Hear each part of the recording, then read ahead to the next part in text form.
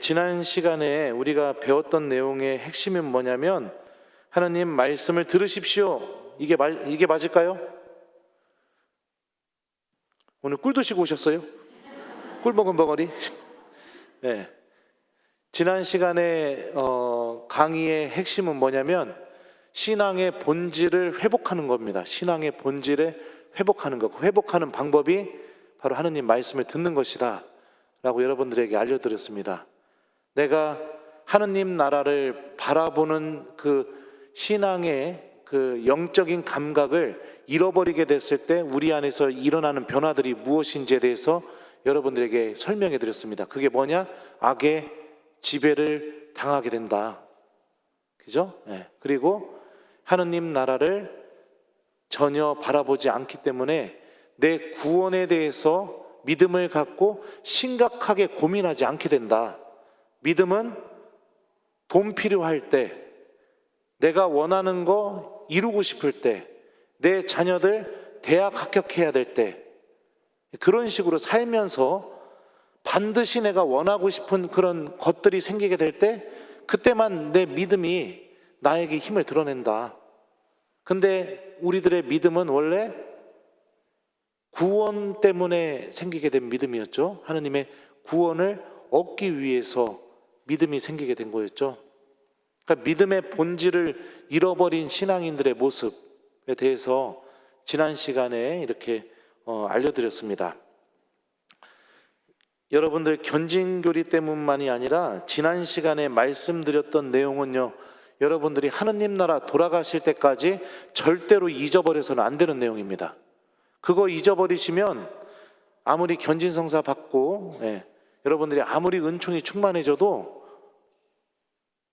하느님을 바라보고 하느님을 선택하는 힘을 잃어버린 불행한 신앙인이 되는 겁니다. 불행한 신앙인. 5만 원은 나를 자리에서 일어나게 만들 수도 있지만 하느님의 말씀은 나를 전혀 움직이지 못하게 되는 그런 불행한 신앙인, 그런 신앙인이 돼요.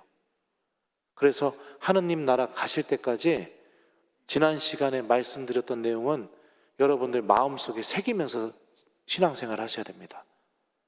정말 중요합니다. 우리 믿음이 구원에 대해서 고민하지 않고 구원을 희망하지 않고 열망하지 않게 되면 여러분들 정말 불행한 신앙생활 하고 있는 사람들입니다. 어제 일독서였죠. 베드로가 그 유다인들에게, 이스라엘 사람들에게 예수님은 주님이시라고 선포합니다.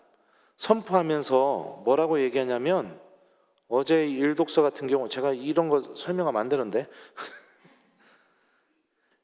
여러분들의 구원에 대해서 베드로가 회개하고 여러분들의 구원에 대해서 고민하라고 그렇게 어제 일독서에서 베드로가 비슷하게 그렇게 이야기했어요. 그러니까 사람들이 베드로의 말을 듣고 세례를 받게 되는데 3,000명 정도의 신자들이 생겼다고 어제 일독서에 나옵니다. 어제 일독서가 알려주는 거예요. 우리 믿음이 어디에서 무엇 때문에 탄생하게 되었는지, 교회가 무엇 때문에 탄생하게 되었는지, 구원, 하느님에 대한 구원 때문에 탄생하게 된 겁니다. 그러니까 구원을 잃어버리는 신앙인, 정말 불행한 신앙인입니다. 그러니까 지난 시간에 했던 거 여러분들 간곡히 부탁드려요. 하느님 나라 가실 때까지 꼭 간직하시고 여러분들의 자녀들에게도 그걸 꼭 물려주셔야 됩니다. 꼭 물려주셔야 돼요. 구원을 갈망하고 희망하고 원하는 그런 믿음을 소유한 신앙인이 되어야 됩니다. 그래야 견진성사의 은총도 여러분들 안에서 충만히 드러나게 됩니다. 이번 시간에 배울 내용은요, 그래도 견진교리니까 성령에 대해서 좀 배우려고 합니다. 이번 시간 강의 제목은 무엇이냐? 성령과 강한 결합을 준비하기 위하여. 이게 이번 시간의 강의 제목입니다. 견진성사는요, 여러분들 어떤 성사일까요? 1번 성령을 받는 성사, 2번 내 안에 계시는 성령과 강한 결합을 하는 성사. 아, 이거 제목을 알려줘서 답을 다 하네. 네. 많은 신앙인들이 견진성사 때 성령을 받는다고 생각을 합니다. 근데 여러분들, 성령은 여러분들이 세례받을 때 이미 다 받으셨어요. 여러분들 이미 성령과 함께 살아가고 계시는 분들입니다. 견진성사는 어떤 성사냐면, 우리가 이미 세례 때 선물로 받은 그 성령 하느님과 강하게 결합되는 성사가 견진성사입니다. 아주 견고하게 성령과 결합되면서 성령께서 우리에게 주시는 은사와 열매들을 우리가 받고 교회가 성장하고 교회 공동체가 일치하는데 내가 하느님의 도구로 쓰이게 되는 그런 성사가 바로 견진성사예요. 견진성사를 준비하면서 가장 중요한 것은 무엇이냐? 우리들이 성령께서 우리 안에서 충만히 활동하실 수 있도록, 또 성령과 우리가 결합되는데 방해되는 요소들이 우리 안에 사라지게 하도록 우리가 준비하는 게 견진성사를 준비하면서 가장 중요한 것 중에 하나입니다. 자, 그러면은 성령 하느님께서 도대체 어떤 일을 하시는 분이실까? 그거를 좀 한번 말씀을 드릴게요. 모호하죠, 성령. 예수님은 십자가에 못 박혀서 돌아가시고 부활하심으로써 우리를 구원해 주셨고, 성부 하느님은 세상을 창조하시고 구원의 역사를 이끌어가고 계시고, 그러면 성령 하느님 어떤 분이실까요? 성경에 나온 증언들을 갖고 성령 하느님이 어떤 분이신지 좀 설명을 해드리겠습니다. 로마서 8장에 보면 바오로 사도가 이렇게 알려줍니다. 여러분은 사람을 다시 두려움에 빠뜨리는 종살이의 영을 받은 것이 아니라 여러분을 자녀로 삼도록 해주시는 영을 받았습니다. 이 성령의 힘으로 우리가 아빠, 아버지 하고 외치는 것입니다.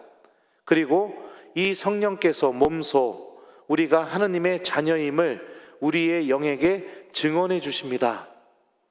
자, 성령께서 어떤 일을 하시는 분이신가? 첫 번째, 하느님을 나의 아버지로 만나게 해줍니다.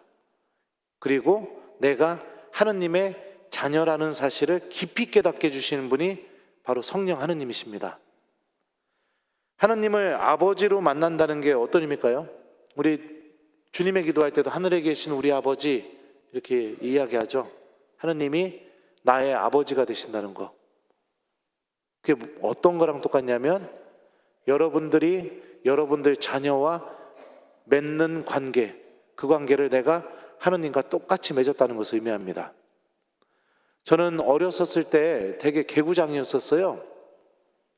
하루는 국민학교 갔다 오는데 제가 어디에 살았었냐면 청양 정산에 살았었습니다.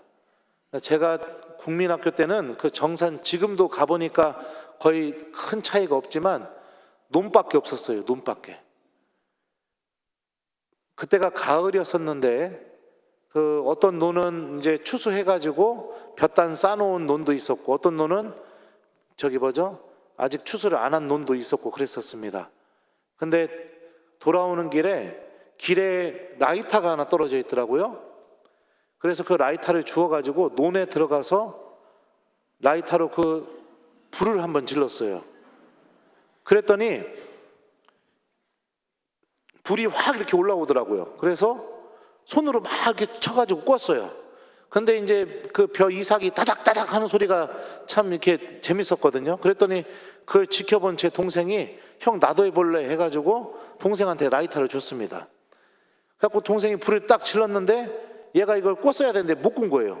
그러니까 불이 그냥 불기둥이 확 이렇게 올라오더라고요. 마치 광야에서 하느님께서 이스라엘 사람들을 불기둥으로 인도하셨던 것처럼 엄청나게 높게 확 올라오더라고요. 깜짝 놀랐습니다. 그래가지고 어떻게 했느냐? 라이터를 집어 던지고 그 국민학교로 다시 도망을 갔어요. 그리고 나서 좀 도망가면서 보니까 좀 지나니까 소방차가 막 그쪽으로 막 지나가더라고요. 경찰차도 가고. 그래갖고 밤이 될 때까지 숨어 있었습니다. 국민학교에서. 왜냐면 집에 가면 혼날 것 같아가지고. 그리고 나서 이제 어둑어둑해졌을 때 동생이 배고프다고 집에 가자고 그래가지고선 동생을 데리고 집에 갔습니다. 가가지고선 아무 일도 없었던 것처럼 집에 딱 들어가는 순간 바로 아버지한테 귀때기 붙잡혀가지고선 뒤지게 맞았죠. 뒤지게 맞고 저희 아버지가 얼마나 화가 나셨는지 저를 회초리를 때리다가 이게 분이 안 풀리니까 저보고 물구나무 서 있으라고 했어요. 그래서 저는 또 맞다가 물구나무 서 있고 동생 또 회초리로 맞다가 동생이 물구나무 서 있으면 또 제가 또 맞고 그랬었습니다. 그런데 중요한 건 뭐냐? 그걸로 끝났습니다. 저희 아버지가 나가 죽으라고, 너희 버리겠다고 이렇게 하신 적이 없어요. 제가 아마 그날 논을 태웠으니 생각해 보세요. 그 쌀값 물어줘야죠. 그 다음에 저기 뭡니까? 그 지푸라기 값 물어줘야죠. 그 소 여물로 쓰니까요. 저희 아버지 인생에 있어서 재정에 제가 큰 타격을 아마 줬을 겁니다. 네. 그런데도 저를 버리시거나 나가 죽으라고 하신 적이 한 번도 없습니다. 또 제가 살았던 곳에는 집에 화장실이 없었습니다. 저 어렸을 때 화장실 없는 집에서 살았어요. 그럼 어떻게 했느냐? 마을 사람들이 동네 한가운데 공중 화장실을 이렇게 줘놨어요. 그래서 같이 썼어요. 그 공중 화장실을. 근데 하루는 너무 심심해가지고 밤에 문방구에서 폭죽을 샀습니다. 폭죽을 사서 그 폭죽을 들고 그 화장실에 가서 거기서 불을 붙여갖고 폭죽을 있는 대로 다 공중 화장실에 다 집어 던졌습니다. 그랬더니 공중 화장실이 번쩍번쩍하면서 쾅쾅쾅쾅쾅 막 소리가 날 거 아니에요. 근데 어떤 아저씨가 바지도 안 올리고 엄마야 하고 튀어나왔어요. 그 모습을 보고 너무 재밌어가지고선 동생하고 킥킥킥 대면서 동네에 딱 하나밖에 없는 오락실로 뛰어가가지고 동네 친구들 다 불러놓고 그 얘기를 했어요. 야, 화장실에다가 폭죽 터뜨렸더니 어떤 아저씨가 그 똥 싸다가 엄마야 하고 튀어나왔다고. 그 아저씨 똥 다 묻었을 거라고 막 그 얘기를 하고 있는데 너무나 환장하는 일이 뭐였냐면 그 아저씨가 오락실 주인이었어요. 그래가지고선 귀때기 붙잡혀가지고선 또 동네니까 다 알잖아요. 저희 집까지 그 아저씨가 동생하고 끌고 간 겁니다. 그러면서 막 아들 교육을 어떻게 시켰길래 애가 이러냐고 하면서 막 저희 아버지한테 온갖 망신과 막 못할 말 할 말 다 했죠. 그래도 저희 아버지는 저를 버린다고 하거나 나가 죽으라고 한 적이 한 번도 없었습니다. 제가 지금 무슨 얘기 해주고 하는 것 같아요? 아버지가 어떤 의미인지를 이야기해 주는 겁니다. 한 번은 신학생 때 신학교를 그만두고 싶은 마음이 들었습니다. 근데 그만두고 싶은 마음이 가득 차 있는데 그만둘 수 없었던 첫 번째 이유 중에 하나가 뭐냐면 부모님이었습니다. 제가 신학교를 그만두게 되면 저희 부모님이 제 본당에서 신앙생활 하는 게 너무 힘드실 것 같아서 사람들이 손가락질 할 거니까. 저희 부모님을 좋아했던 분들은 위로해 주겠지만 저희 부모님을 싫어했던 분들은 엄청나게 손가락질 해야 되겠죠. 그 생각을 하니까 너무 마음이 아파가지고 그만두고 싶다는 얘기를 못 하겠는 거예요. 방학 때 낑낑대고선 며칠을 고민하고 있는데 저희 아버지가 저한테 딱 저녁 때 오시더니 그러시더라고요. 제 방문을 두드려서 여시더니 소주 한잔 할테요? 그러시는 겁니다. 그래서 예 아버지 하고선 나가가지고선 이제 둘이 아버지랑 단둘이서 소주를 한잔 하게 되었습니다.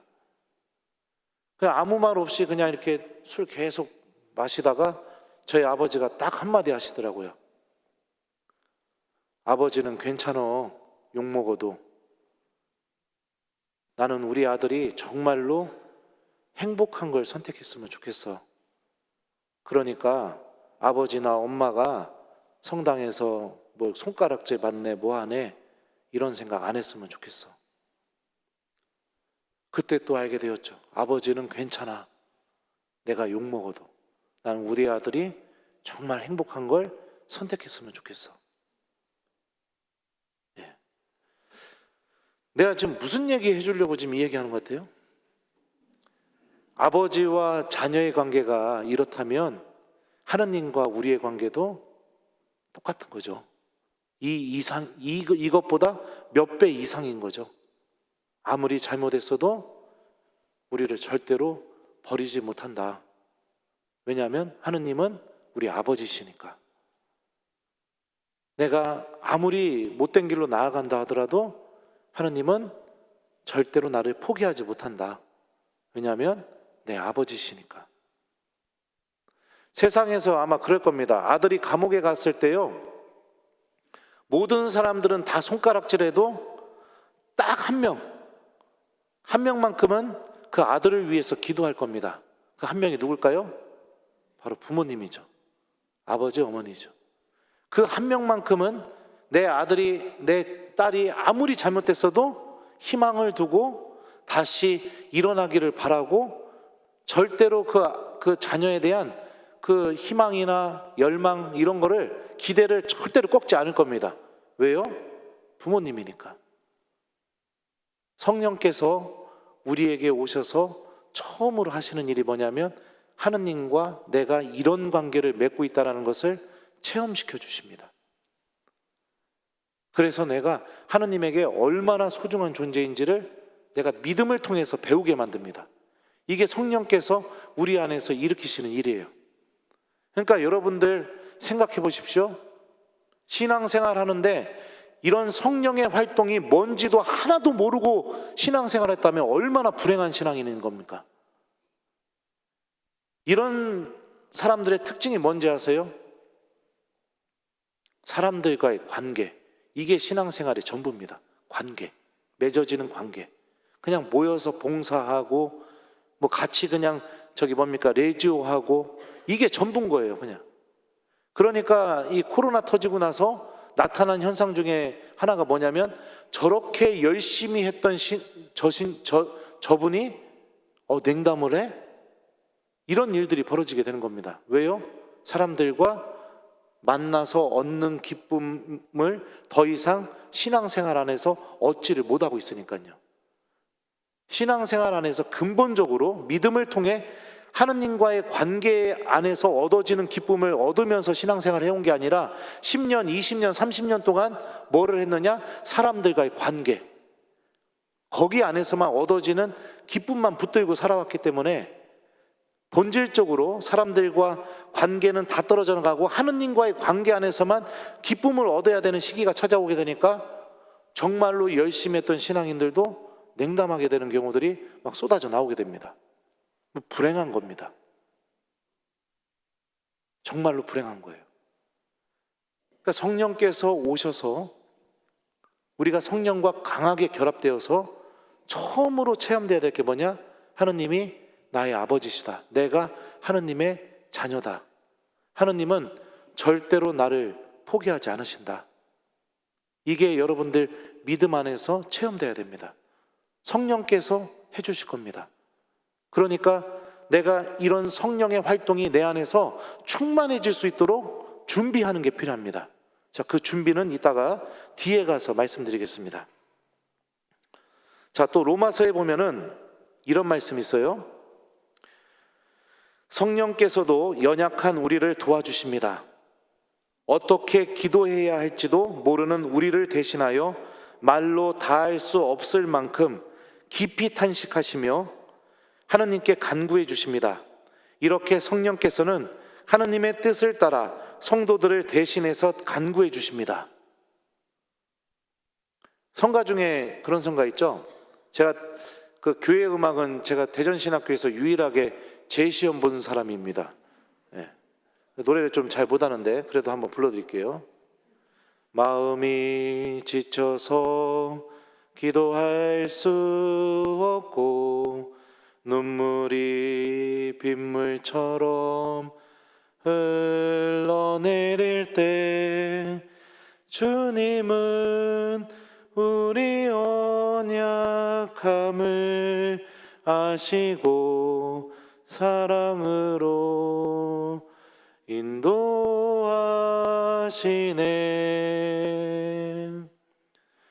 누군가 널 위하여 누군가 기도하네. 내가 홀로 외로워서 마음이 무너질 때 누군가 널 위해 기도하네. 여러분은 신학교에서 69점 받은 사람의 아이고 박수를 치고 성가를 들으셨습니다. 누군가 널 위해 기도하네. 그 누군가가 누구냐? 성경은 바로 성령 하느님이시라고 우리에게 알려줍니다. 어떻게 기도해야 될지 모르는 나를 위해서 성령께서 대신해서 기도해 준다고 바오로 사도가 이야기하고 있죠. 내 안에서 하느님의 뜻이 이루어질 수 있도록 성령께서 우리를 대신해서 기도해 주고 계십니다. 그러니까 여러분들, 하늘이 무너지는 상황이 온다 하더라도, 여러분들이 아무리 큰 죄를 저질렀다 하더라도, 여러분들이 하느님과 아무 상관없이 살아간다 하더라도 어떤 일이 벌어지느냐? 성령 하느님께서는 단 하루도 한순간도 중단 없이 여러분들이 세상에 첫 숨을 내쉰 순간부터 하느님 나라 돌아갈 때까지 계속해서 기도하고 계십니다. 지금도 기도하고 계셔요. 견진성사는 성령께서 나를 위해 이토록 기도하고 계시다는 것을 체험하는 성사가 견진성사입니다. 이 성령 하느님을 만나게 되는 성사가 견진성사예요. 그래서 내 안에서 하느님의 뜻이 이루어지게 만듭니다. 그러면 그 하느님의 뜻이 무엇일까요? 내가 하느님께서 준비하신 구원을 얻는 사람이 되는 것, 내가 하느님 나라를 준비하는 사람이 되는 것, 내가 하느님께서 주시는 그 영적인 가치와 그 은총의 값어치를 알아보고 하느님께서 원하시는 길로 걸어나가는 것을 선택하는 사람이 되는 것, 이게 성령 하느님께서 우리 안에서 기도하시면서 간절히 바라고 계시는 것이죠. 그래서 나처럼 부족한 사람 안에서도 하느님의 뜻이 일어날 수 있다. 그리고 나처럼 형편없는 사람 안에서도 내가 그런 하느님의 도구로 쓰일 수 있다. 성령 하느님께서는 그 신비를 우리 안에서 기도하시면서 이루어주고 계십니다. 저 되게 똑똑한 사람 같죠? 네? 그 유튜브 때문에 내가 미리 다 까버려가지고 이게 문제예요. 네. 제가 고등학교 때 IQ 검사했었는데 IQ가 92가 나왔어요. 그래서 담임 선생님이 그 결과지 주면서 저한테 그랬습니다. 제 뒤통수 한 대 때리면서, 야 이놈아, 세파트가 70이다 이놈아. 그랬어요. 저는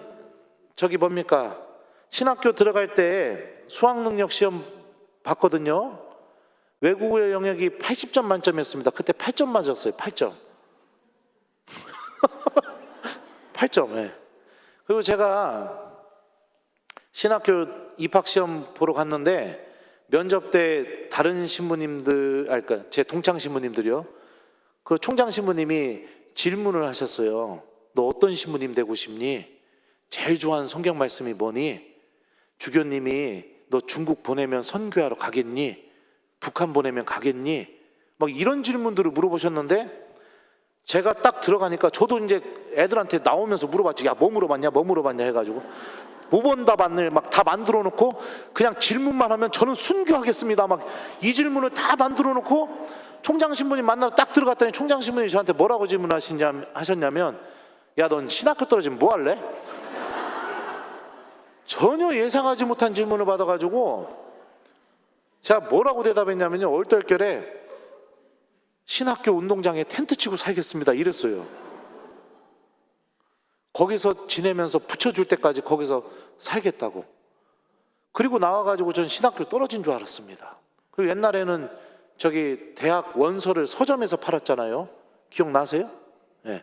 그 서점 가갖고 전문대 원서라도 사가지고선 어디 전문대라도 가야 되나 이러고 있는데 성소국 수녀님한테 전화가 온 거예요. 붙었다고요. 그래가지고선 너무 기뻐가지고선 그 집에서 이제 와가지고선 부모님한테 알려줬는데, 그때 또 집으로 성소국장 신부님한테 또 전화가 온 거예요. 그러더니 그 얘기를 하시더라고요. 너 때문에 교수회의가 12시 넘어서까지 끝나지가 않았다고. 아, 그래요? 그랬더니 다른 신부님들은 네가 띨띨해가지고 떨어뜨려야 된다고 얘기하셨는데 총장 신부님이 끝까지 그랬다는 거예요. 너 신학교에다 텐트 치고 산다고 했냐? 이러시는 거예요. 예, 그랬더니 야, 총장 신부님이 다른 신부님들이 너 떨어뜨려야 된다고 하는데 아니다. 얘 텐트 치고 산다고 했다. 성소가 있는 것 같다. 막 이래가지고서 붙여줘야 된다, 안 된다 막 이래가지고 그러다가 제가 신학교 붙었다고 하더라고요. 그리고 나서 입학식 전날 총장 신부님이 저랑 합덕해서 입학한 신학생이랑 둘이 불렀어요. 그래서 입학식 전날 둘이 부르니까 궁금하잖아요. 왜 우리를 입학식 전날 둘이 부를까? 걔가 그 합덕에서 입학한 애가 마르코거든요. 그래서 제가 마르코한테 이랬죠. 야, 우리 왜 부르는 거냐? 그랬더니 걔가 가만히 이러고 있다가 이러는 겁니다. 야, 씨, 내일 너랑 나랑 뭐 하나보다, 야, 입학미사 때. 뭐 이래가지고서 또 야, 진짜? 이러고서는 갔죠. 갔더니 총장실 들어가니까 총장 신부님이 그러시는 겁니다. 야, 마르코, 넌 신학교 꼴등. 야, 김재덕, 예, 너는 그 다음. 니네 둘은 띨띨한데 성소가 있는 것 같아서 합격시켜줬으니까 내일 입학하면은 사고 치지 말고 감사하는 마음으로 살아. 나가 이놈들아. 그러고서 이제 신학교를 시작을 했습니다. 공부도 못했던 사람이었고, 제가 신심이 깊었느냐, 뭐 제 강론 들으시는 분들은 막 제가 막 신심이 무진장 깊고 막 이런 사람이었던 걸로 착각을 합니다. 저는 신학교 들어가자마자 첫날부터 깜짝 놀랐던 게 뭐냐면, 어떻게 사람이 새벽 6시부터 기도할 수 있는가, 이 사실에 깜짝 놀랐습니다. 나가고 싶었어요, 신학교. 난 이렇게는 못 살겠다, 평생. 그런 생각이 들었었거든요. 기도 시간마다 졸았습니다. 졸다가 어떤 일이 벌어졌냐면, 그 영성체 다 모시고 나서 신부님이 이렇게 닦으시잖아요. 보통 이때 조용하잖아요. 저는 이때 졸다가 꿈꿔가지고 비명을 질러 본 적도 있습니다. 아, 이러고서. 네.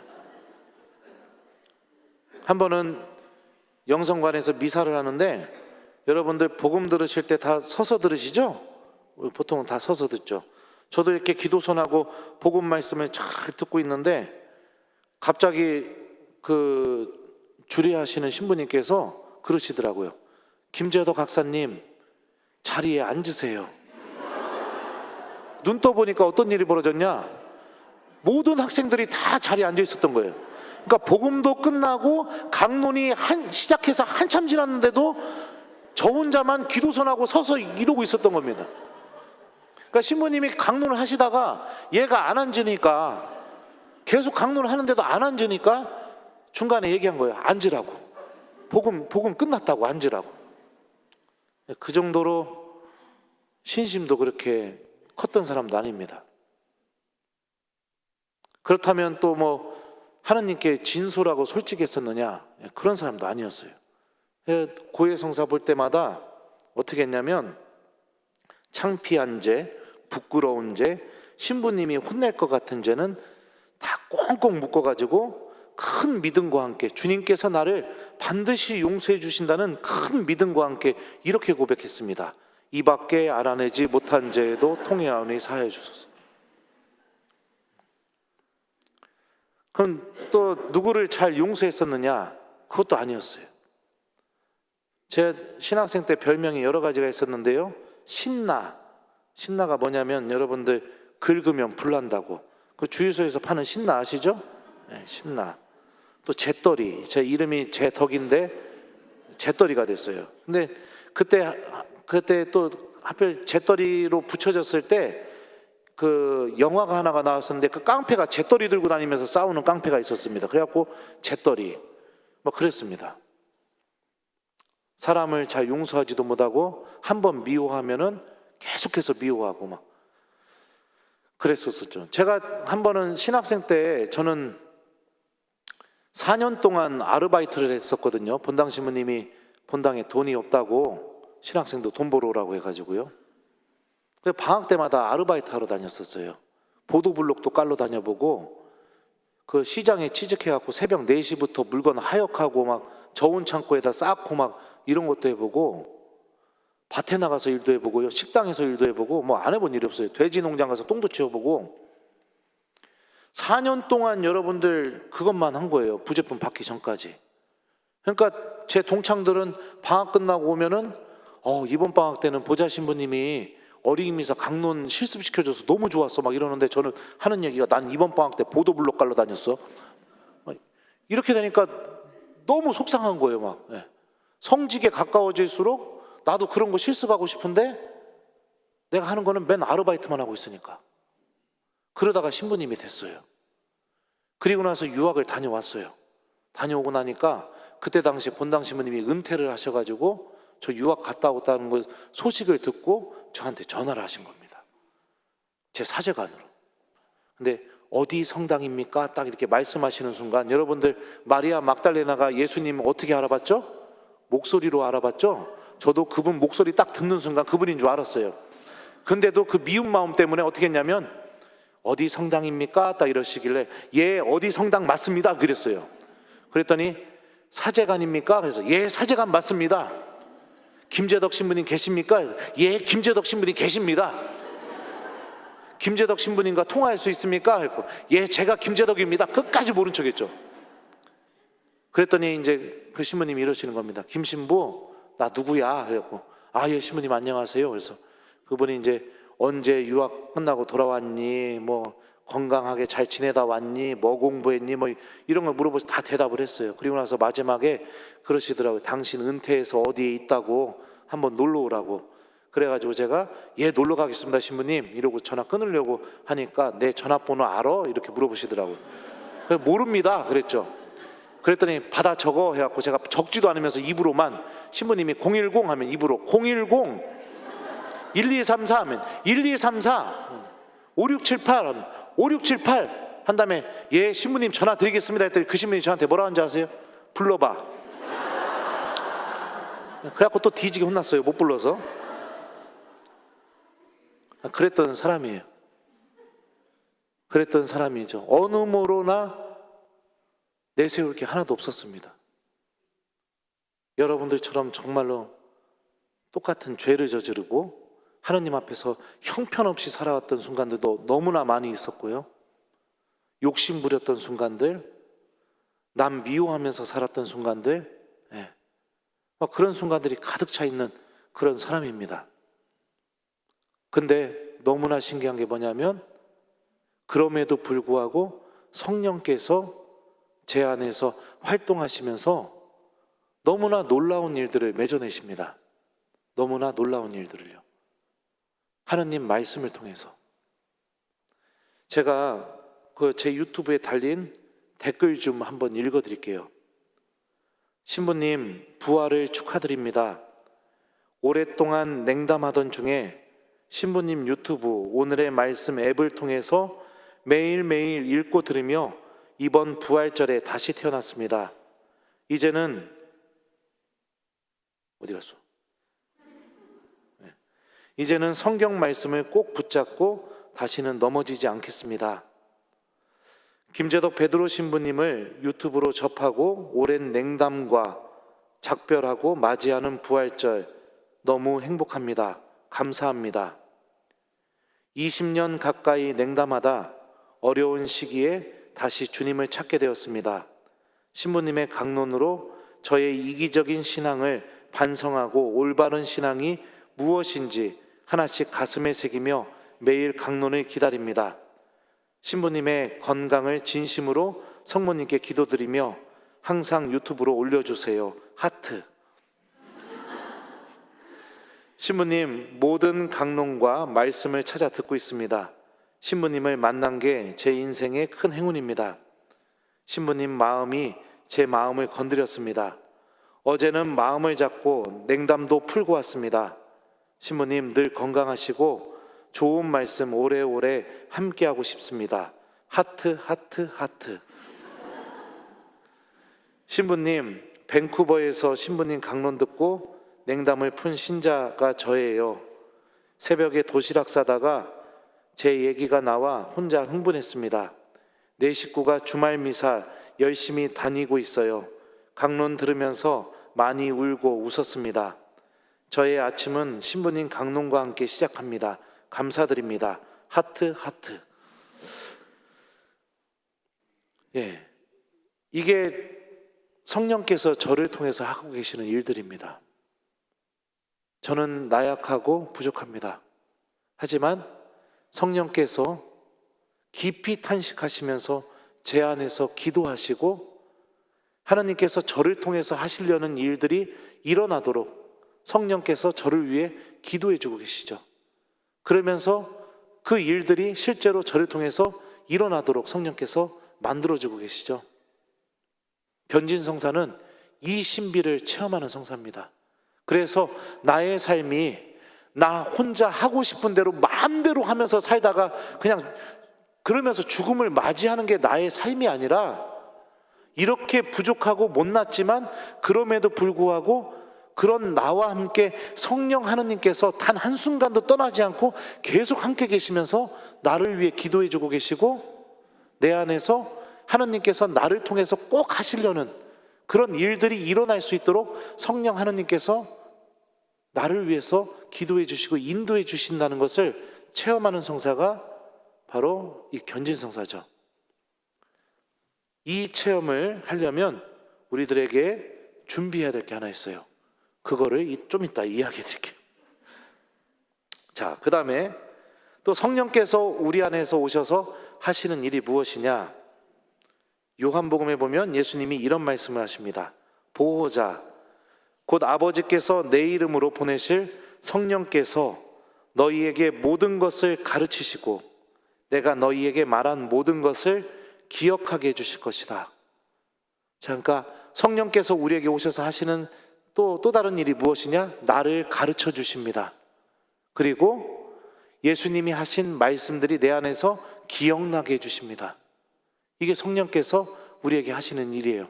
그러니까 말씀이 생각나서 나를 가르치는 일, 이게 어떤 힘을 갖고 있는지 제가 지난 시간에 분명히 여러분들에게 예를 들어서 이렇게 설명을 해드렸었습니다. 그죠? 또 다른 예를 들어드리고 싶지만 이미 유튜브를 통해서 다 노출이 됐기 때문에 안 들은 분 계세요 혹시? 다 들으셨죠? 안 들었어요? 아, 그러면 또 내가 또 신나게 해줘야죠. 여러분들은 저를 바라보시면서 어떤 생각이 드실지 모르겠지만 제가 좀 얼굴이 좀 반반해요. 왜 웃어요? 저는요 중학생 때부터 신부 되는 날까지 자매님들 유혹이 끊이질 않았던 사람입니다. 아, 사실을 얘기하는데 왜 믿지를 않아요? 네. 자매님들 유혹이 끊이질 않았었어요. 미치는 줄 알았습니다. 진짜 자매님들 때문에. 근데 진짜인데 제가 유학을 갔잖아요. 유학을 가서 그 이태리말을 배워야 돼가지고 이태리 학원을 다니게 됐는데 한 3개월인가 4개월쯤 다니게 되니까 그때부터 이제 이태리말이 막 되기 시작하는 겁니다. 내가 머릿속으로 생각 안 해도 한국말처럼 이태리말이 막 나오더라고요. 너무 재밌잖아요. 말이 되니까. 근데 어느 날 하루는 선생님이 교실문 앞에서 딱 팔짱 끼고 이렇게 서 있는 겁니다. 그래가지고선 선생님한테 인사하고선 들어가려고 때 제 팔을 딱 잡는 거예요. 그래갖고 왜요 선생님? 그랬더니 지금 큰일 났다고. 지금 저기 금발머리 여자애랑 빨간머리 여자애랑 지금 서로 넣어놓고 지금 싸우고 있다. 네가 들어가서 이 상황을 정리를 해줘야 내가 수업을 시작할 수 있다. 그러니까 정리하고서 나한테 알려달라 그러더라고요. 들어가 봤더니 그 금발머리 아가씨랑 빨간머리 아가씨랑 서로 제 옆에 앉겠다고 싸움이 난 거예요. 그래서 어떡합니까? 왼쪽에는 금발머리 아가씨 앉히고 오른쪽에는 빨간머리 아가씨를 앉혔죠. 그래서 내가 물어봤어요. 내가 왜 이렇게 좋냐 그랬더니 그냥 저랑 있으면 너무 행복해서 좋대요. 막 너무 재밌고 막 그 집에 가도 제가 막 생각난대요. 막 보고 싶고 막 그렇대요. 그래가지고 이제 있었는데 한 일주일인가 지나고 나서 그 금발머리 아가씨가 밤 12시에 저한테 전화한 겁니다. 자기 지금 클럽에서 놀고 있으니까 빨리 오라고. 그래서 제가 어떻게 했느냐, 밤 12시에 택시 불러서 갔습니다. 택시 불러. 늦게 가면 그 여자애 가버릴까 봐. 그래가지고선 새벽 한 2시, 3시까지 거예요 아마. 신나게 클럽에서 놀았죠. 제가 예전에 막 이런 것도 했었어요. 네. 장난 아니었습니다. 이거 배 안 나왔을 때는 막 다리 막 이렇게 하고 막 돌고 막 바닥 쓸고 다니고 그랬었거든요. 예, 막 이런 거 팔 빼는 거 막 이런 거 뺐다 꼈다 하는 거, 예. 다 보여줬죠. 제가 할 수 있는 거 막. 그리고 나서 이제 새벽 3시에 그 여자애 이제 보내고서 나서 심야 버스를 탁 타고 집에 가는데 성경 말씀이 생각나는 겁니다. 갑자기 의도하지도 않았는데 너 어디에 있느냐. 이거 아담이 죄졌을 때 하나님이 하셨던 말씀이죠. 집에 들어와서 세수하는데 또 생각나는 거예요. 너 어디에 있느냐. 그리고 나서 침대에 누워가지고 눈 감고 있는데도 또 생각나는 겁니다. 너 어디에 있느냐. 그래서 잠을 못 잤어요 그날. 밤새 잠을 못 잤어요. 무슨 생각했냐면 내가 지금 뭐 한 거지? 나 사제인데 내가 지금 어디서 기쁨을 얻고 있지? 하나님한테 미안해가지고. 아침에 일어나자마자 끌러지 셔츠 입고 양복 입고 가방 메고 학교 갔어요. 그랬더니 교실이 난리가 난 겁니다. 그래서 한 아이가 막 웃으면서 오더니 저한테 그러는 거예요. 너 이 옷 어디서 돈 주고 사 입었냐고. 이거 너 같은 애들이 입으면 안 된다고. 나 신부님이라고. 근데 믿지를 않아가지고 성직자 증명서까지 보여주고요. 그리고 나서 수업 끝난 다음에 제 반에 있던 그 아이들 다 데리고 저 기숙사로 데리고 와서 거기서 이태리 말로 같이 미사하고 애들 저녁 다 사줘서 먹이고 그러고 보냈었습니다. 이런 일들을 일으키셔요 성령께서. 말씀이 생각나게 만들고 그 말씀으로 나를 가르치는 거죠. 내가 생명을 얻기 위해서 어떤 선택을 해야 되는지 아주 명확하게 가르쳐 주는 거죠. 그렇게 자매님들, 하나님이 저를 이렇게 창조해서 이 자매님들에 대한 유혹은 죽을 때까지 제가 떨쳐버릴 수 없다는 것을 제가 알고 있어요 스스로. 왜 그러세요?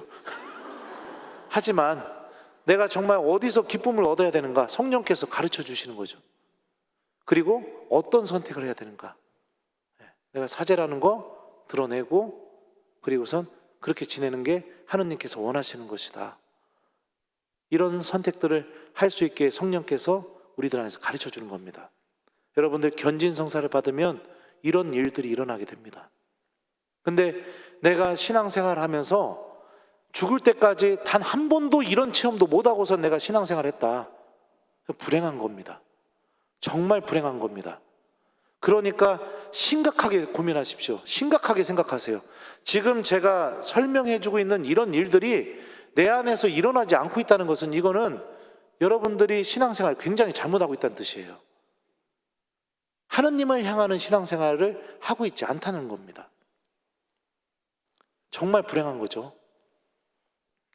하느님을 믿고 있지만 하느님이 어떤 분이신지 모르는 신앙생활. 하나님과 함께한 시간은 정말 많지만 하나님께서 주시는 기쁨이 뭔지를 전혀 느끼지 못한 신앙생활. 같이 있어도 함께한 시간이 많아도 불행한 관계를 맺고 있는 사람. 그런 상태에 빠지게 되는 겁니다. 그러니까 그런 상태에 빠지게 되면 자꾸 뭐를 선택하게 돼요?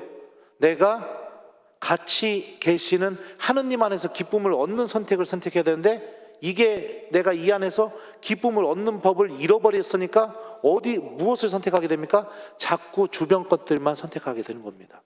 이게 하느님과의 관계에서도 마찬가지고 사람과의 관계에서도 마찬가지인 겁니다. 같이 있어도 외로운 관계, 같이 있어도 대화할 수 없는 관계, 같이 있어도 기쁨을 얻을 수 없는 관계, 그런 관계를 하느님과 맺게 되는 거죠. 언제까지요? 죽을 때까지. 그래서 내가 갖고 있는 믿음이 나에게 전혀 희망도 기쁨도 전혀 주지 못하는 그런 상태로 죽음을 맞이하게 됩니다. 이런 불행한 신앙인이 되지 마십시오. 성령께서는 견진성사를 통해서 내가 그런 상태에서 빠져나올 수 있도록 해주실 겁니다. 자, 또 보죠. 성령께서 또 어떤 분이신가? 고린도 1서에 보면 이런 말씀이 있어요. 하느님께서는 성령을 통하여 그것들을 바로 우리에게 계시해 주셨습니다.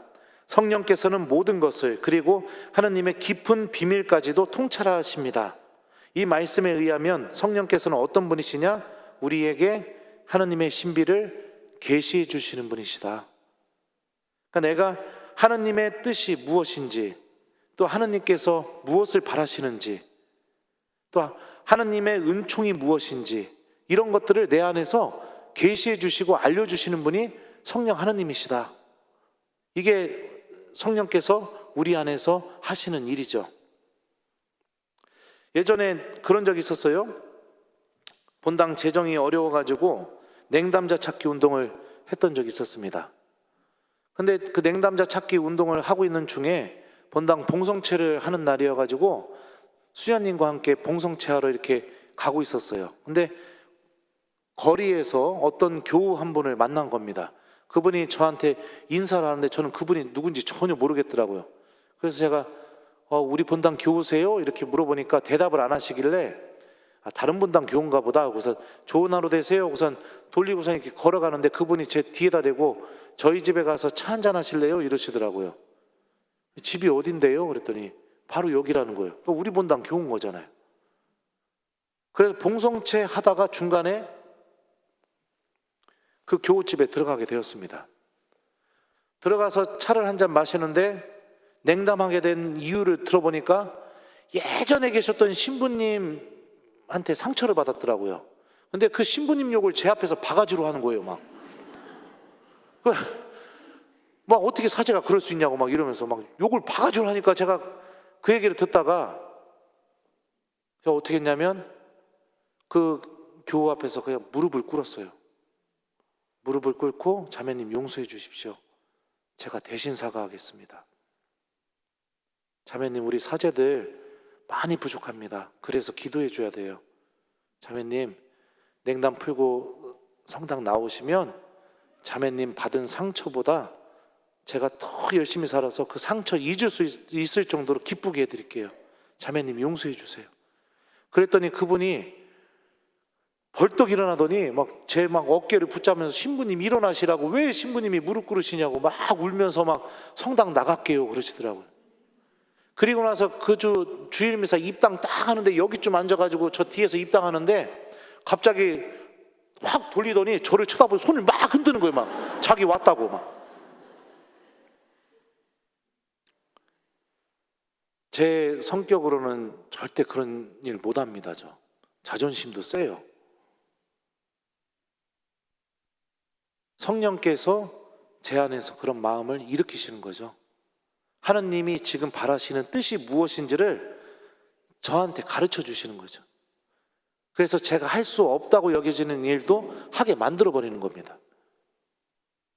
그러니까 성령 하느님께서 오셔서 우리에게 하시는 일들이, 이런 신비들을 막 내 안에서 맺어내게 됩니다. 그래서 내가 하느님의 도구가 되게, 내가 교회가 성장하는데 도움이 되는 사람이 되게, 내가 그리스도의 지체로서 그 그리스도의 몸인 교회가 서로 일치하고 사랑하고 하나가 되는데 봉사하는 사람이 되게, 성령께서 그런 일들을 우리들 안에서 하시는 겁니다. 또 그런 적도 있어요. 제가 로마에서 저는 8년 정도 그 공부를 하고 돌아왔어요. 돌아왔는데 제가 이제 인사 발령 나기 전에 동창신부 본당에서 한 달 동안 그 발령 대기로 이렇게 지냈었습니다. 근데 그 본당에 딱 가니까 제 동창신부님이 그러는 거예요. 너 외국에서 진짜 고생 많았지? 너 뭐 하고 싶어? 내가 뭐 해줄까? 이렇게 물어보더라고요. 그리고 제가 그랬습니다. 저도 모르게. 나 네 신자들하고 미사 좀 하게. 너 한 일주일 정도 휴가 좀 가. 그랬어요. 휴가? 너 여기 있으면 내가 불편하니까 너 휴가 가 그냥. 나 네 신자들하고 미사하고 싶어. 나 교우들하고 미사하고 싶어. 그리고 나서 왜 그랬냐면 전 8년 동안 혼자서 미사 드렸거든요. 8년 동안. 주님께서 여러분과 함께 또한 나와 함께 이러면서 8년 동안. 그러니까 8년 만에 교우들과 미사를 드리는데 입당하는데 제 미사에서요 8년 만에 누군가가 입당선가를 불러주는 겁니다. 그것도 한국말로. 그것도 수많은 사람들이. 그래갖고 입당하면서부터 막 눈물 흘리면서 이러면서 막 입당했어요. 막 주님께서 여러분과 함께 하는데 또한 사제의 영과 함께 대답해주는 교우들이 있는 겁니다. 그때 아주 깊게 느끼게 되었습니다. 하나님이 어디 계시느냐? 교우들 안에. 교우들 안에 현존하고 계시는구나. 내가 죽을 때까지 목숨 바쳐서 죽도록 사랑해야 될 대상이 바로 이 교우들이구나. 그때 그 미사 안에서 그거를 다 느끼고 배우게 되었어요. 이런 신비를 가르쳐주는 분이 누구냐? 바로 성령 하느님이세요.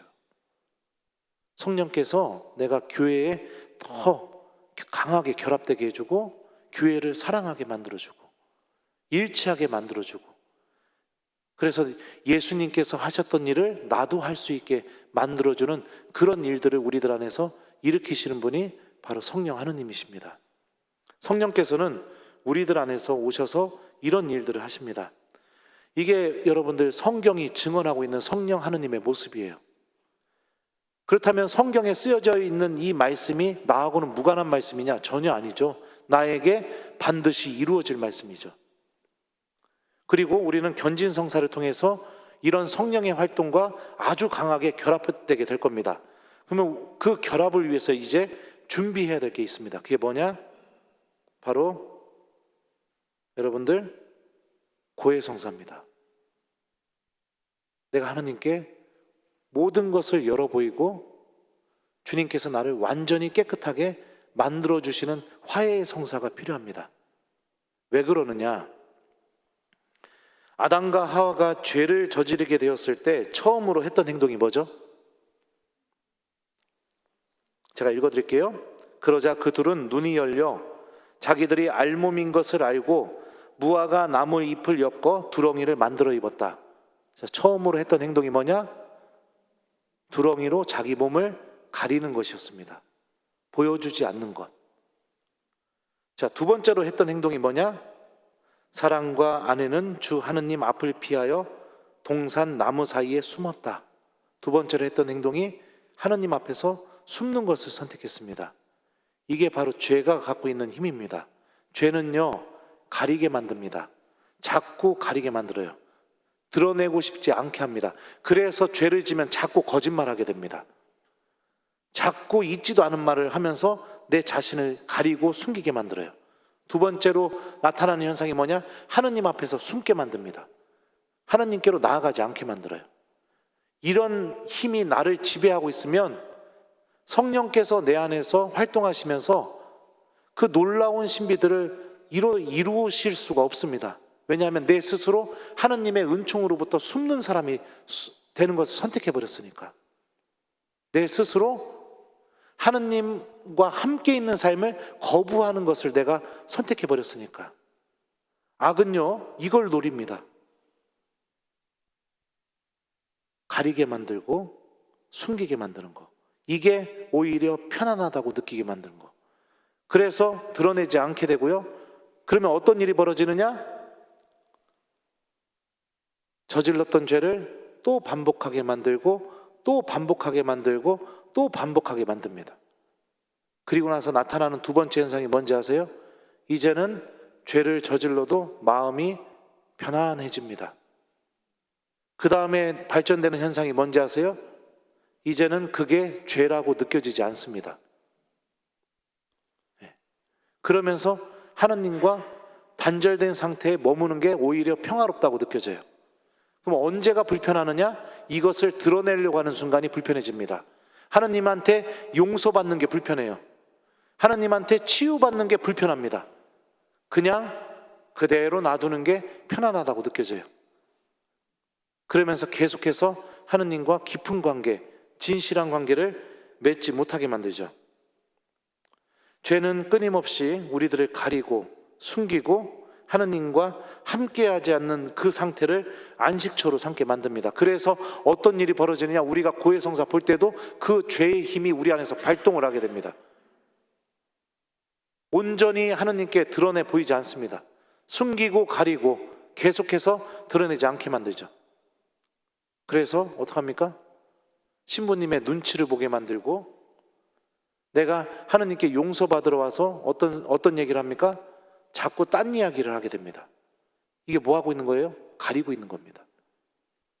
핑계를 대게 되고요. 그럽니다. 예를 들면은 주일미사 빠졌습니다, 이렇게 고백을 하면 되는데, 신부님 제가 미사에 꼭 가려고 했는데 하필 애들이 찾아온다고 전화가 와가지고선 그러면은 애들 보내고 저녁 미사를 가야겠다, 그렇게 마음을 먹었어요. 근데 이것들이 안 가고서 뭐 점심 먹고 저녁 먹고 막 그러자고 해서 나 미사 가야 돼 했더니 어머니 이번 한 번만 빠져요. 가족들 모였잖아요. 그래서 빠졌어요. 이게 뭐 하고 있는 거죠? 죄를 미화시키고, 나는 이 죄를 저지르고 싶지 않았지만 다른 사람들 때문에 죄졌다고 그 죄를 꾸미고 있고, 이런 일들이 벌어지게 되죠. 주일미사는 그렇게 고백은 합니다. 하지만 특히 도덕적으로 너무나 수치스럽고 부끄러운 죄들, 특히 간음에 관련된 죄들, 그런 것들은 절대로 주님께 용서 청하지 않습니다. 계속해서 그 상태에 빠져가지고 그 악이 파놓은 그 어둠 속에 계속해서 머뭅니다. 그렇기 때문에 내 안에서 성령의 활동이 일어나지 못하는 겁니다. 하나님의 은총이 내 안에서 주어지지 못하게 되는 거죠.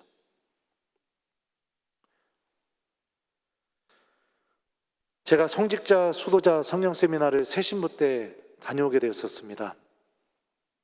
그 고해성사를 이렇게 자주 봤던 형님 신부님이 있었는데, 그분이 한 번은 저한테 성사를 보러 왔었어요. 그래갖고 제가 보석을 무진장 세게 줬거든요. 그리고 나서 이제 좀 지난 다음에 저도 이제 그분한테 성사를 보러 갔더니 그분이 보석으로 성직자, 수도자 성령 세미나 갔다 오라고, 그래갖고 갔다 오게 됐었어요. 근데 그 성직자, 수도자 성령 세미나 가기 전까지 고해성사 볼 때마다 고백하지 못했던 죄가 딱 하나가 있었습니다. 그냥 이걸 고백하면 제가 너무 형편없는 사람이 되는 것처럼 느껴져서, 너무 제 자신이 부끄러워서. 근데 그 성직자, 수도자 성령 세미나를 가서 용기를 내서 그 죄까지 다 털어서 고백을 했었어요. 완전히 하나님 앞에서 빨개를 벗은 거였죠. 왜 그랬느냐? 첫날부터 보니까 안수식을 할 때 이게 안수를 해주는데, 우리 조에서 신부님들, 수녀님들이 첫날부터 이렇게 심령기도가 되기 시작하는 거예요. 그걸 보니까 나도 너무 하고 싶은 거예요. 그거 심령기도 너무 하고 싶은 마음이 막 자라나다 보니까 저도 이제 용기를 내서 이렇게 성사를 보게 된 거죠. 다 털어서 완전히 빨개를 벗고. 그리고 나서 둘째 날이 됐는데 고해성사까지 다 보고선 저도 안수를 받았는데도 심령기도가 안 되는 겁니다. 셋째 날이 됐는데도 안 되는 거예요. 마지막 날 되니까 우리 조에서 저만 빼고 다 심령기도가 다 되는 겁니다. 그러니까 사람이 그렇게 되면 어떻게 될까요? 초조해집니다. 그 아침 먹고 나서 어떻게 했느냐? 묵주 들고 혼자 산책하면서 묵주기도 5단을 바친 다음에, 성모님 저를 도와주십시오. 주님 저는 준비가 됐습니다.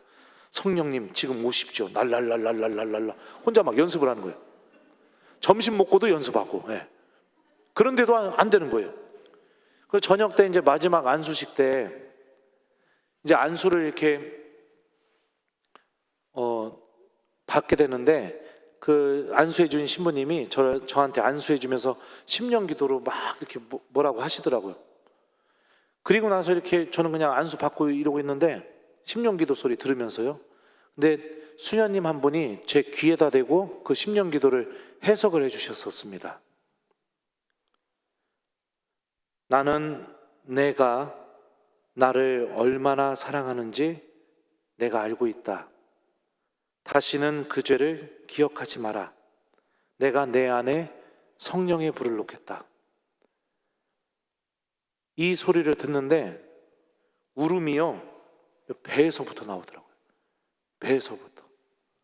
하나님이 알고 계셨구나. 내가 이렇게 부족하고 내가 이렇게 형편없어도 당신을 사랑하는 마음을 알고 계셨구나. 그러면서 그 마음 때문에 얼마나 눈물을 막 흘렸나 몰라요. 그리고 나서 성직자, 수도자, 성령 세미나 갔다 오고 나서요, 그 다음에 나타난 변화가 뭐냐면, 미사를 드리는데 입당할 때부터요, 이 가슴 요 부위가 막 타는 듯한 느낌이 나면서 구약부터 신약의 이 성경 말씀이요, 계속 머릿속에서 막 제 안에서 막 울려 퍼지는 겁니다. 미사 끝날 때까지. 이런 체험을 몇 번을 했어요. 그러면서 그때 알게 되었죠. 아, 이게 물론 성령께서 모든 미사 때 현존하지만 내가 성령께서 현존하신다는 것을 체험하면서 드리는 미사가 있고 그냥 드리는 미사가 있구나. 그걸 새신부 때 그렇게 강하게 느꼈었어요. 그 성령의 그 놀라운 힘이 드러나게 되었던 결정적인 계기가 뭐였냐? 고해성사였습니다. 모든 것을 열어 보이는 고해성사. 그 고해성사를 보고 난 뒤에 그 다음부터 성령께서 활동을 하시더라고요. 지금도 그렇습니다, 여러분들. 제가 정말 기쁘고 행복한 순간이 언제냐면 저는 미사 드릴 때고요, 미사 중에 강론할 때입니다. 강론할 때 지금도 그런 체험이 있어요. 여기서부터 막 제가, 그러니까 저도 이렇게 원고를 막 써가지고 오거든요. 원고에 없는 말들이 갑자기 여기서부터 막 나옵니다. 막 가슴이 타는 듯한 느낌과 함께 막 그럴 때가 있어요. 강론할 때도 그렇고요. 그러니까 지금도 성령께서 계속해서 활동하고 계시다는 것을 이 미사 때마다 이렇게 체험하게 됩니다. 제가 잘나서요, 제가 얼마나 형편없는 사람인지 아까 지금 얘기해 줬었잖아요. 남도 잘 미워하고 인색하고 용서도 잘 못하고 믿음도 별로 없고, 머리도 띨띨하고, 유일하게 여러분들 앞에서 내세울 수 있는 건 여러분들보다 조금 더 특별하게 얼굴이 반반한 거. 왜 웃어요? 그거 하나 빼고는 내세울 게 없습니다. 하나님이 얼굴 하나만 주셨어요, 저한테.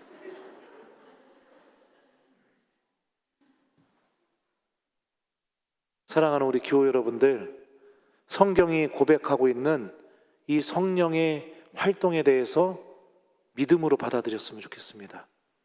그리고 여러분들이 견진성사를 받기 전에 고해성사를 좀 잘 준비해서 보셨으면 좋겠어요. 성령께서는 세례 때 우리와 함께 계셔요. 하지만 성령께서 아직 여러분들에게 못 보여준 은총이 너무나 많습니다. 하나님이 살아계시다는 은총, 하나님이 내 아버지라서 나 절대로 버리지 않고 포기하지 않는다는 은총, 하나님이신 성령께서 나를 위해서 죽도록 기도하고 계시다는 은총, 성령께서 나를 움직이시면서 내가 교회 안에서 하나님의 도구로 사용되는 그 기쁨이 얼마나 큰지, 이 안에서부터 터져나오는 하나님께서 주시는 기쁨이 무엇인지를 체험시켜주는 은총, 이렇게 보잘것없는 내가 주님의 도구로서 하나님께 아주 소중하게 그렇게 쓰이고 있다는 그런 은총, 이런 은총들이 아직 성령께서 여러분들에게 보여주지 못했어요. 이 신비가 시작되려면 여러분들 모든 것을 다 열어 보이는 고해성사가 필요합니다. 빨개 벗으세요. 고해소 들어가셔서 나를 가리고 있는 그 두렁이 다 벗으십시오. 하느님 앞에서 숨고 싶은 마음, 그것도 다 벗으셨으면 좋겠어요. 하느님의 용서의 힘을 믿었으면 좋겠습니다. 용서의 힘을. 탕자가 둘째 아들이요, 아버지 재산 가지고선 떠나가지고선 실컷 그 돈 다 쓰죠. 그리고선 굶어 죽게 되자 이제 아버지의 집으로 향하게 됩니다. 제가 그 부분을 좀 읽어드리겠습니다. 여러분들 잘 들어보세요. 그제야 제정신이 든 그는 이렇게 말하였다. 내 아버지의 그 많은 품바리꾼들은 먹을 것이 남아도는데 나는 여기에서 굶어 죽는구나. 일어나 아버지께 가서 이렇게 말씀드려야지. 아버지, 제가 하늘과 아버지께 죄를 지었습니다. 저는 아버지의 아들이라고 불릴 자격이 없습니다. 저를 아버지의 품바리꾼 가운데 하나로 삼아 주십시오. 그리하여 그는 일어나 아버지께로 갔다. 그가 아직도 멀리 떨어져 있을 때 아버지가 그를 보고 가엾은 마음이 들었다. 그리고 달려가 아들의 목을 껴안고 입을 맞추었다. 아들이 아버지에게 말하였다. 아버지, 제가 하늘과 아버지께 죄를 지었습니다. 저는 아버지의 아들이라고 불릴 자격이 없습니다. 그러나 아버지는 종들에게 일렀다. 어서 가장 좋은 옷을 가져다 입히고 손에 반지를 끼우고 발에 신발을 신겨 주어라. 그리고 살찐 송아지를 끌어다가 잡아라. 먹고 즐기자. 나의 이 아들은 죽었다가 다시 살아났고 내가 잃었다가 도로 찾았다. 자, 여기서 아버지가 아들을 용서해 준 시점이 언제일까요? 1번, 아들이 아버지의 집으로 향했을 때. 2번, 아들과 아버지가 만났을 때. 몇 번일 것 같아요? 예? 맞아요. 하느님의 용서는 언제 이루어졌느냐?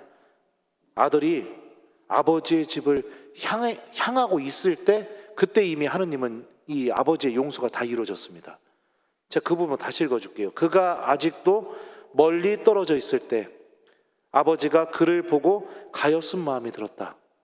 그러니까 우리가 고해성사를 보려고 마음을 먹고 고해소로 향하는 순간 하느님의 용서는 이미 이루어지기 시작한 겁니다.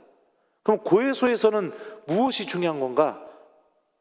내가 죄로 인해서 내 자신을 가리게 만들었던, 내가 그 죄를 통해서 만들었던 그 죄의 옷을 벗어 던지고 고해소에서 아버지께서 주시는 아버지의 옷을 입는 게 바로 고해성사입니다.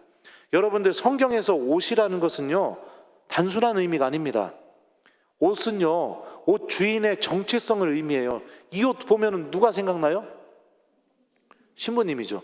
그러면 내가 전혀 모른다 하더라도 이 옷 입은 사람을 딱 보는 순간 그 사람을 누구라고 생각합니까?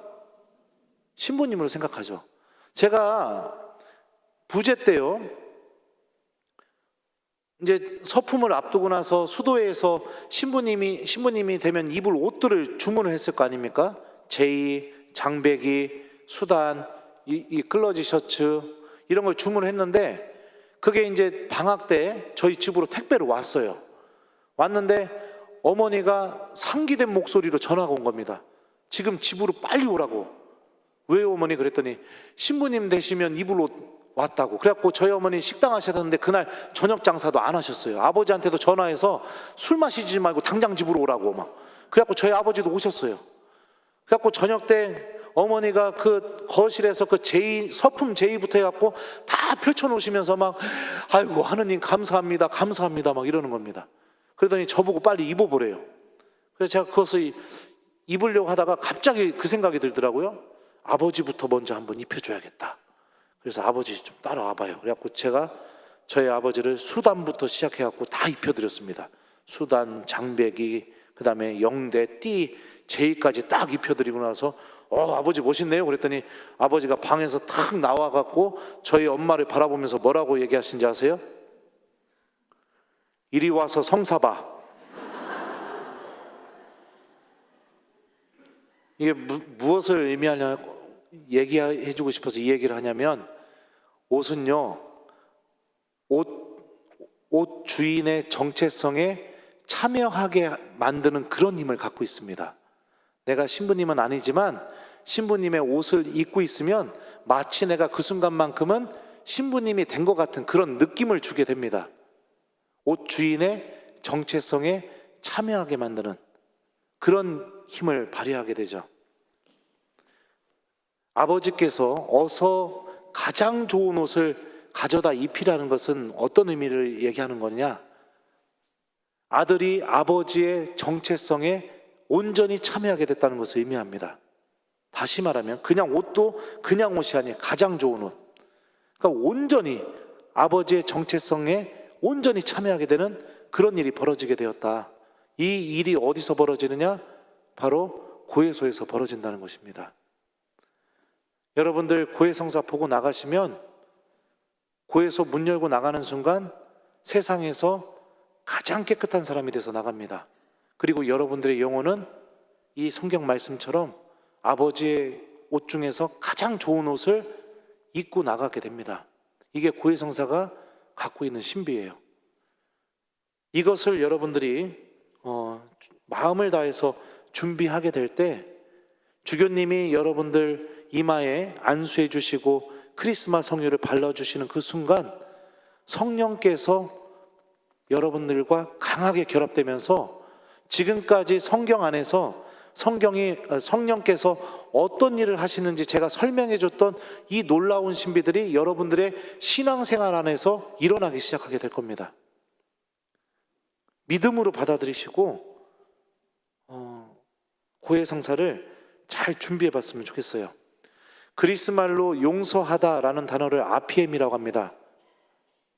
그게 뭔 뜻이냐면 원래 뜻은요, 지나가게 하다 이런 뜻이에요. 가게 내버려두다. 그러니까 우리가 고해성사를 보게 되면 하느님께서 어떻게 하시느냐?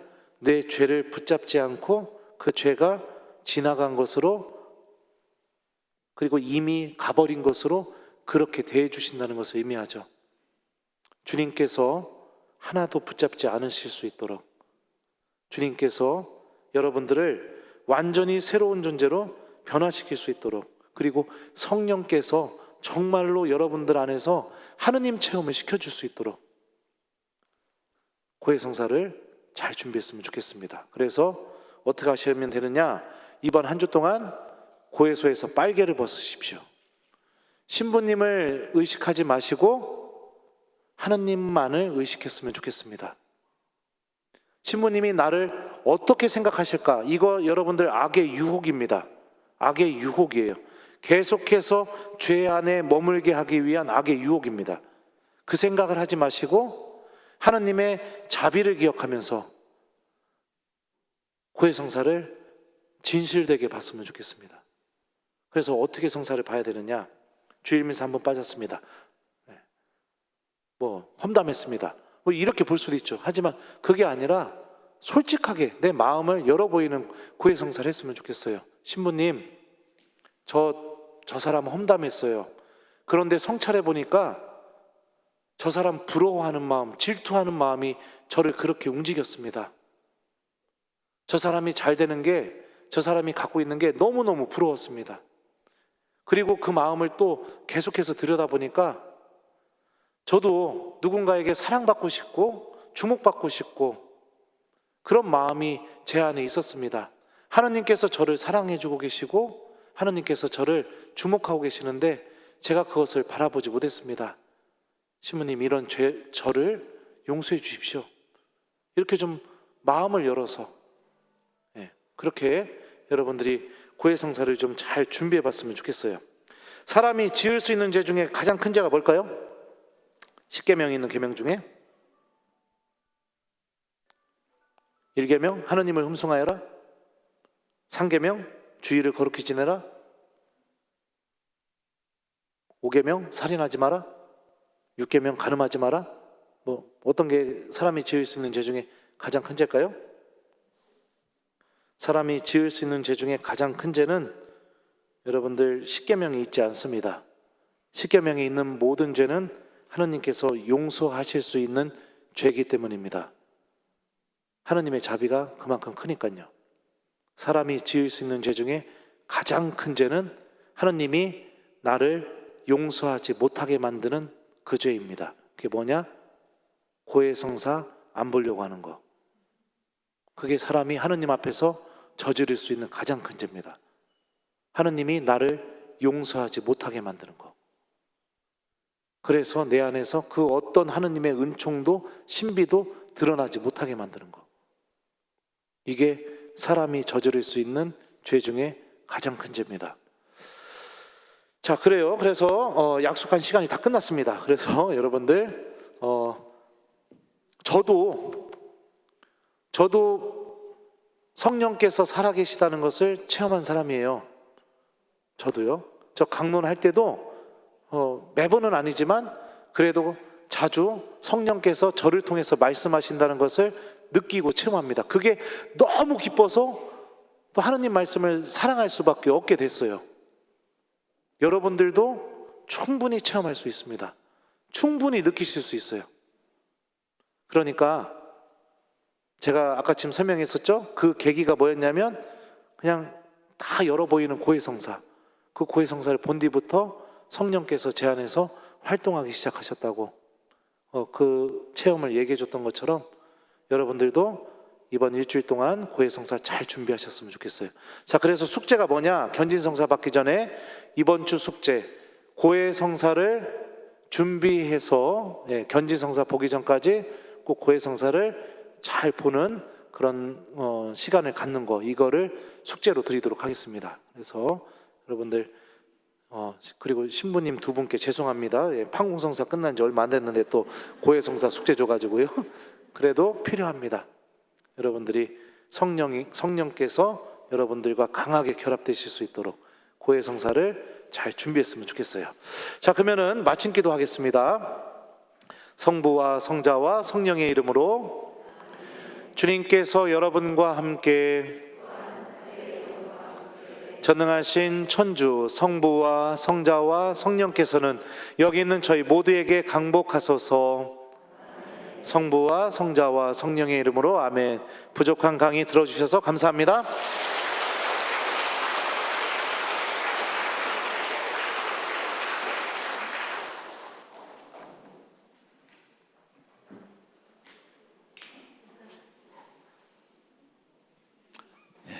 신부님께 감사드리고요.